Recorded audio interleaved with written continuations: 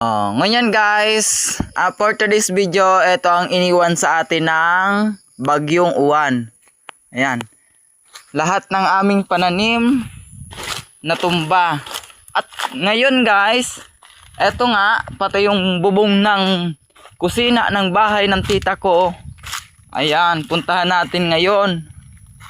Kasi halos walang natira sa ayan, makikita nyo yung bubong.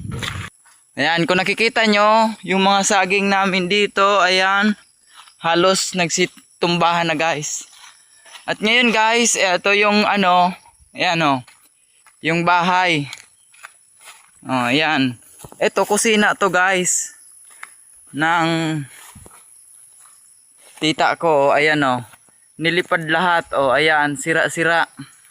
Yan ang iniwan ng bagyong uwan. Ayan pati yung mga kasagingan namin talaga nagsidapaan. Ayan, yung kusina niya. Wala pa dito yung tita ko, nasa pa guys, nasa labas. Ayan kung nakikita nyo. Ayan, sira-sira. Ayan, nagsitapon ang mga yero. Ayan kung nakikita nyo, yan. Sira-sira yung kusina niya. Yung bahay, yan. Yan ang iniwan. Tapos, yan, sira. Tapos ito yung nakaharang dito guys. Ayan. Nabuwal, nakahoy. Tapos, ito naman yung nabuwal dito na pili. Sa kabila. So, ayan.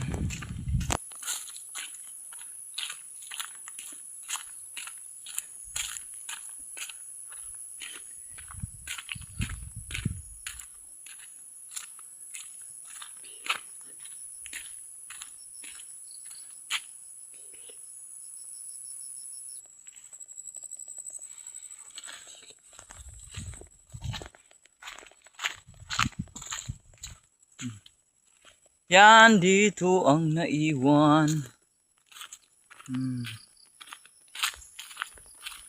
Ayun.